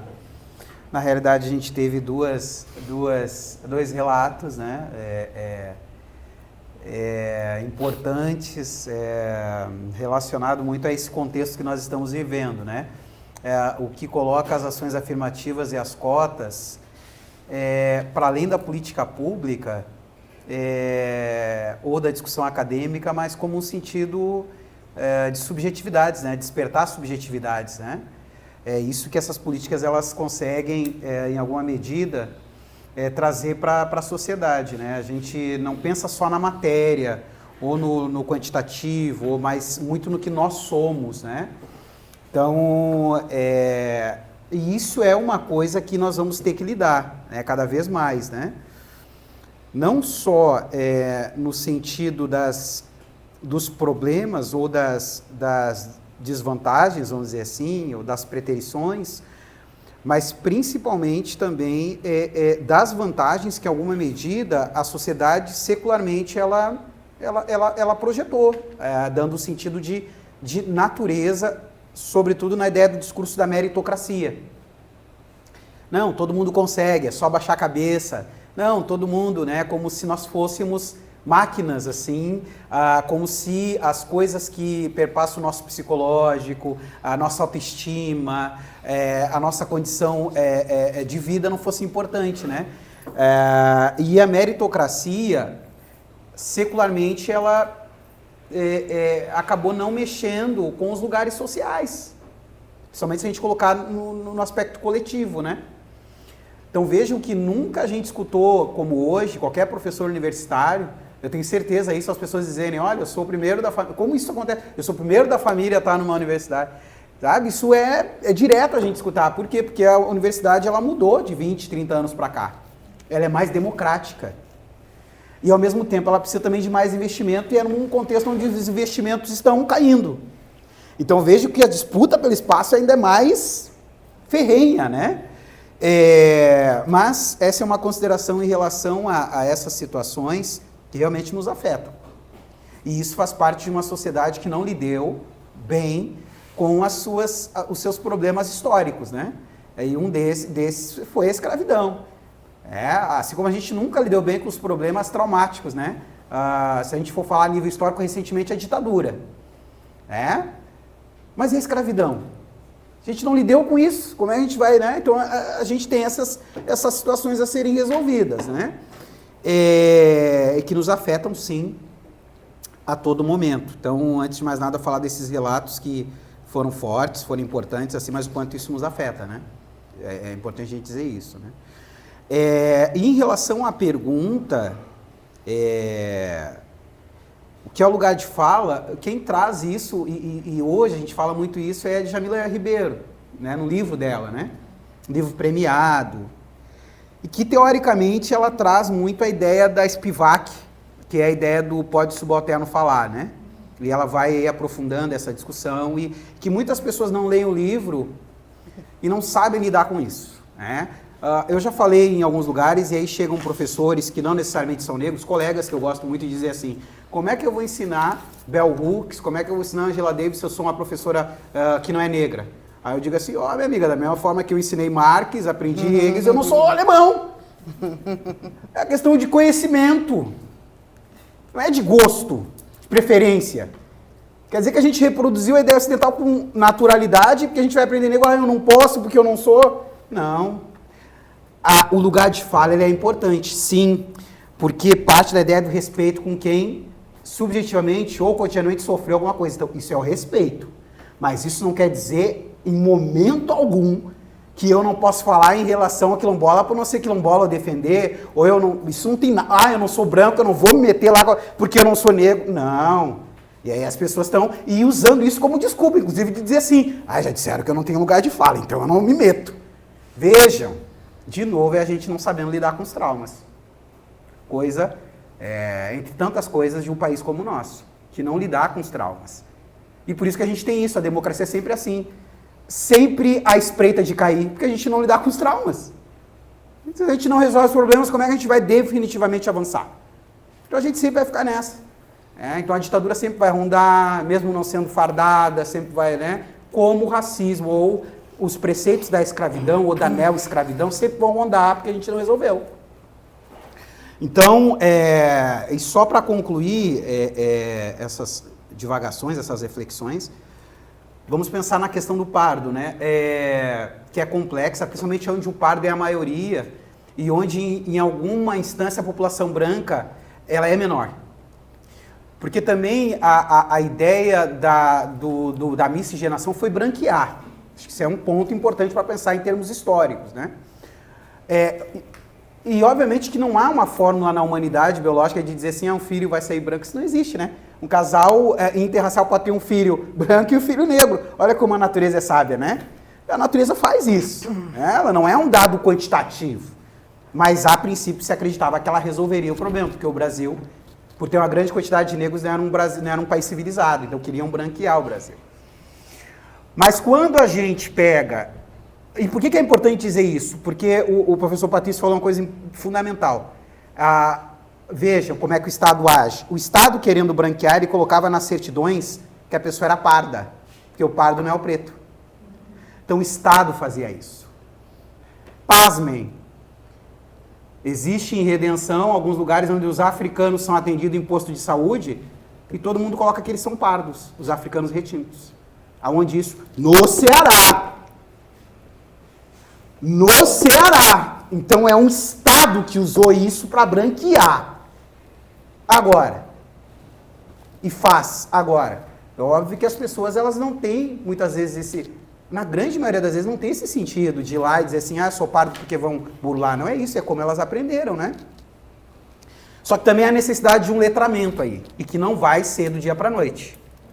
E isso que o professor Patrício chama a atenção. Exatamente. Aonde no Rio Grande do Sul o pardo não é a maioria, geralmente a pessoa que se desparda na grande régua, assim, ela é negra. Mas lá os brancos, a mistura é minoria. Aqui é a maioria. Então, há um letramento que não é igual aqui, que não é igual no Rio Grande do Sul, que não é igual na Bahia. Agora, o que não dá para dizer que não existe é a discriminação racial e o racismo, Isso existe, isso é real. E aonde a gente vai equalizar isso é com muito estudo, com muita troca, e que é imprescindível a participação do movimento negro aonde quer que esteja a discussão. Então aqui é o movimento negro cearense que tem que estar junto na discussão. E agora, obviamente, com todas as complexidades que a gente sabe que isso incide, mas o movimento social tem que estar na discussão para a gente, além dos acadêmicos, e as próprias pessoas que, enfim, são as que, em alguma medida, podem sofrer positivamente com essas questões e também de uma maneira a ser indeferida. Agora, o que se faz com essas pessoas? A portaria normativa hoje, ela diz que vai para ampla, Ela não é mais, a pessoa não é mais excluída, a pessoa que é parda e ela é indeferida numa hétero, ela vai para ampla. Então, ela continua na disputa, Mas no Ceará a normativa ainda não mudou e tem um sentido dela não mudar. Porque o Ceará há muito tempo negou a presença negra. Então existem formas de se aprender a ser negro, que é no letramento, mas também traumaticamente. Porque é assim que a gente aprende a ser negro. Ou não, mas é traumaticamente. A pessoa muitas vezes ela está brincando e ela acha que é igual a todo mundo. Aí alguém diz assim, stop. Aí ela, por quê? Aí chega, mãe, por que que... Aí a mãe vai lá, dá um carinho, e a criança começa a ver que ela é tratada diferente por conta da cor da pele. Isso é traumático para uma criança. Se é traumático para alguém que está entrando numa universidade, imagina para uma criança. Então, são situações realmente que nós temos que resolver, que não são fáceis, fica o desafio, né? Então, são aí questionamentos, interpretações, reflexões que a gente está fazendo. Obrigado. Muito bem. Eu gostaria de falar só um pouquinho, bem rapidinho, sobre um ponto que eu acho extremamente importante, já que a gente participa, como o Patrício falou, aí o Arilson, quando a gente participa de bancas de heteroidentificação. Eu penso que essa questão do pardo, eu sempre trabalho nos debates essa questão do pardo dentro de uma perspectiva política. Porque se antes das políticas das cotas, ninguém falava em ser pardo, né? Com a política das cotas, eu vejo mais como uma estratégia da branquitude de desqualificar essa política afirmativa, né? Porque é só lembrarmos de 1980, quando é retomado no IBGE o item cor, e dá um total de 143 cores dos brasileiros. Pouco aparece pardo, né? Era muito claro na década de 80, né, a questão das cores. Por que agora as pessoas deixaram de amar de ser branca para ser pardas, né? Com todo respeito, né? Eu vejo muitas vezes... nessa hora, né? Não, é claro, nessa hora. E o mais interessante, né? Eu digo isso porque, como ativista, estou mudando, viu? Não é mais militante, não, ativista do movimento negro, nessa luta a favor das cotas, né? E como contraponto também, alvo de muitas ações da branquitude, né? Eu e Zelma fomos um alvo aí de uma participação de uma banca que invadiram o nosso Instagram, mais de 200 pessoas, da polícia, né? Nos chamando de juízes que utilizávamos um tribunal racial, né? E aí que é interessante, por isso é minha fala. Eu vi na linguagem do corpo de vocês aqui, aquilo que o Arilson falou, né? Veja como o racismo no Brasil, ele naturaliza as coisas. Nós negros, indígenas, né, somos condicionados, quando dá aula, a falar de Marx, a falar de, por exemplo, nas ciências sociais, os 3 porquinhos, né? Durkheim, Weber, né? Brancos. Mas quando nós estamos falando sobre os nossos autores, quando estamos falando sobre filosofia africana, e a pesquisa sobre filosofia africana aponta que o berço não é Atenas, mas Kemet, aí ninguém lê. Quer que a gente prove. Ou seja, quer que sustente uma teoria que foi construída, né, com o objetivo de negar e fundamentar aquilo que Hegel dizia sobre a África, que era um continente sem história. Que Kant falava que os africanos... Então você tem o quê?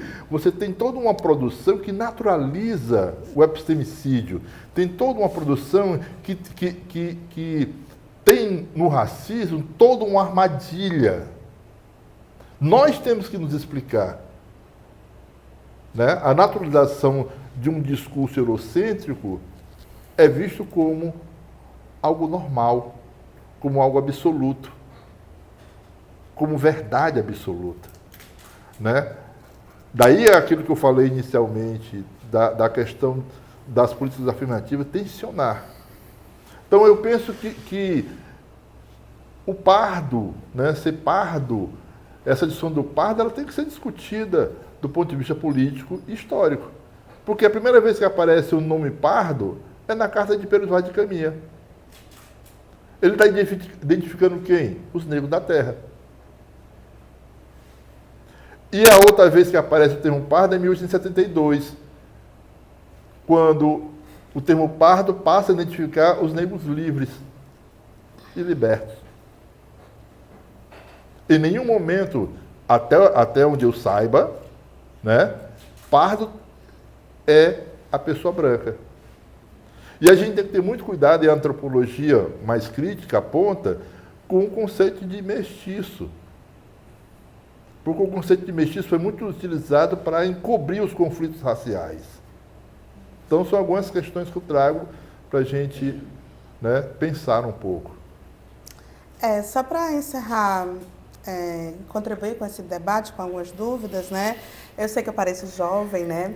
Mas eu já participei de algumas bancas de heteroidentificação do IFCE, né? Eu entrei na UFC em 2004 e naquele ano só 1% dos estudantes da UFC se declaravam, a gente preenchia, né, uma planilha de que cor a gente se declarava e só 1% dos estudantes declaravam negros, né? Então, assim, como o conceito de pardo, como Hilário aponta, ele vai sendo apropriado e transformado com o tempo, né? Eu me lembro que no início da minha militância, há 20 anos atrás, se dizia, Patrícia, pardo é cor de papel.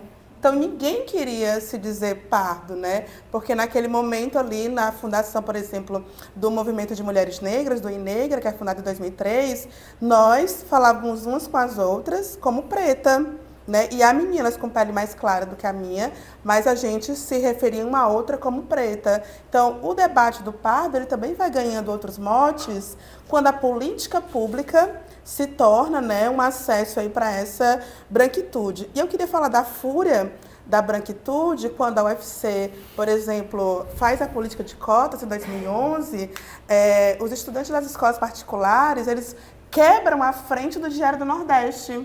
Eu era uma trabalhadora do jornal e eles têm muita raiva das cotas, né? Porque quantos outdoors de escolas particulares, muito caras, a gente vê estampado na cidade de Fortaleza, né? E quando você olha a foto desses estudantes, há majoritariamente uma cor entre eles, né? Então, e eles têm muito orgulho de dizer que não usam a política de cotas, né? Então, assim, também há um ódio aí, eu estou lembrando do livro da professora Célia Maria Marinho, né, de Azevedo, que é Onda Negra, Medo Branco. Né? Parece que quando a gente está indo, se cria vários artifícios para nos deslegitimar. Né? E eu me lembro de uma capa da revista Isto É, não sei se todo mundo lembra, da UNB, 2 irmãos gêmeos, e diz um entra pela política de cotas e o outro não. Como essa política foi usada várias vezes, né, pela branquitude para dizer que é o que a gente estava criando para criar uma maior equidade e justiça, né, entre a população negra e a população branca, ela era falha. Na verdade, é falho o caráter de quem usa, né, a revelia de forma equivocada e errada. E aí eu penso que, por exemplo, em uma das bancas que eu estava no Quixadá, a gente perguntava para as pessoas de que lugar elas vinham, e um estudante disse que era quilombola. E quando a gente perguntava, né, eu conheço os quilombos lá de Quixadá, né? E quando a gente perguntava, e qual é o seu quilombo? A pessoa gaguejava e dizia, esqueci. É impossível que um quilombola, né, esqueça o território, o nome do seu território. Aquilo é central na definição da vida dele, né? Então, assim, eu sei que apesar da subjetividade, a gente tem uma série de elementos para entender, né? E aí eu finalizo dizendo as duas coisas. Primeiro, a UES é uma das universidades de mais difícil acesso no Ceará. Né? A UFC, eu sou professora há 15 anos do Estado. Né? A maior parte dos meus estudantes, eles até a pandemia, eles entravam 90% na UFC. A UES era esse vestibular mais clássico, né? Mais conservador, ainda tinha sua própria prova, né? Que exigia um conhecimento dos meninos, que não era só a leitura, enfim. E aí, o aluno que entra aqui em História na UES era o mesmo aluno que entrava em Direito na UFC, né? As notas são muito altas, o acesso é muito alto. E eu me lembro que eu não tentei o UES, por exemplo, há 23 anos atrás, quando eu terminei o 3º ano. Então, é importante que a universidade ela consiga entender quem são os seus estudantes. Né? Quem é que está ali entrando numa graduação de licenciatura e por que não forma tantos alunos? É um curso noturno, por que há questões de abandono. Então, levando em conta isso, os professores da UES terão um desafio duplo, eu diria até triplo, né? De, primeiro, fazer uma formação interna, já que há essa dificuldade, inclusive, de orientar temáticas sensíveis nesse tema. Eu acho que o Patrício vai ter aí uma jornada muito grande quando voltar do pós-doutorado. Aproveita e descansa agora, Patrício, quando você voltar. Vai ser muito difícil. De formar, inclusive, os professores, né? Porque me parece, e aí eu acho que é muito fruto de uma formação baseada nos movimentos sociais, eu não... E aí eu posso parecer pedante, boçal, mas eu não sinto nenhum constrangimento em... Se as pessoas me pedirem, né? Claro. De ver se a pessoa é parda, negra, parda escura, parda clara, né? Não há para mim, nos meus 40 anos de vida, e entender na minha primeira memória de vida, sendo a memória de violência racial, ainda na escola, muito pequena, e atravessar uma vida inteira de violências raciais, eu não tenho... É muito tranquilo para mim justificar com autores, né? Com as minhas experiências, quem são as pessoas pretas e, ao conversar, entender uma série de violências que a gente sofre ao longo da nossa vida, né? Então, assim, exige isso, né? Mas a gente estava conversando mais cedo que, por exemplo, quando a gente fala de quilombo no campo, né? O Ceará tem mais de 100 territórios quilombolas, a gente tem junto viajado por muitos deles, eu, João do Cumbi e a Joseli do Batoque, para montar um catálogo, uma exposição lá no Memorial da Cultura Cearense. E quando você vê, assim, a fundo, essa construção de um Brasil que lá em 1850 tem uma cota para pessoas brancas, estrangeiras, para pessoas brancas terem acesso à terra, que era o grande bem, naquela hora eles sabiam definir muito bem quem tinha acesso à terra e quem não tinha. Em 1854, quando dizem que a gente não pode frequentar a escola, eles sabiam muito bem quem nós éramos para não frequentar a escola. Eles sabem muito bem quais crianças poderiam acessar ou não. Então, assim, nós também dominamos esse conhecimento. Nós também temos essa experiência, né, de saber quem acessa ou quem não acessa. A luta do campo, a luta do movimento sem terra, a luta do movimento sem teto, nós estávamos conversando há pouco, é uma luta racial. Se você for nas organizações desses movimentos, é predominante a população negra nesses espaços.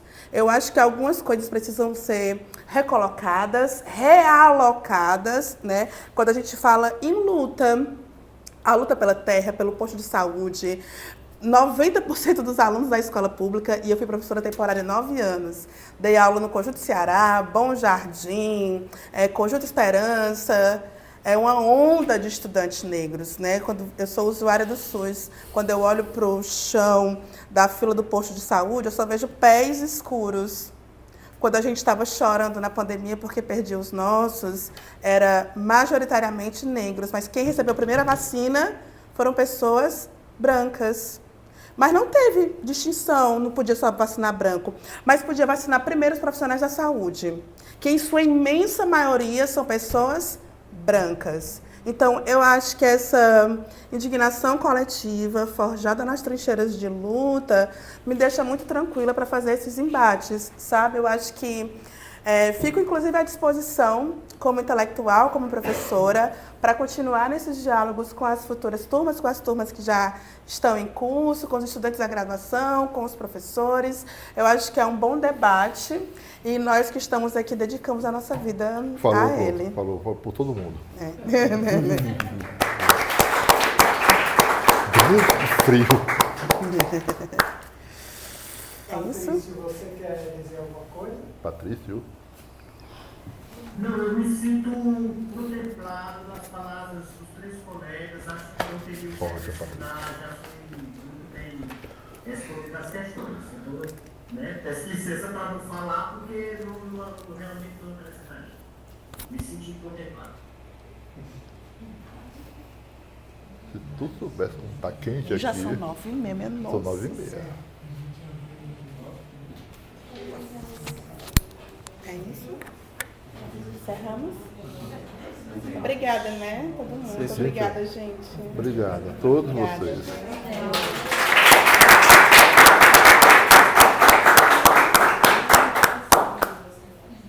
Pessoal, você morar onde? Eu vou para Varjota. Onde é que vai? A gente aqui é ali perto da Assembleia e eu sou Benfica. Isso. Terminou, né? Eu tenho que subir mais. Tira.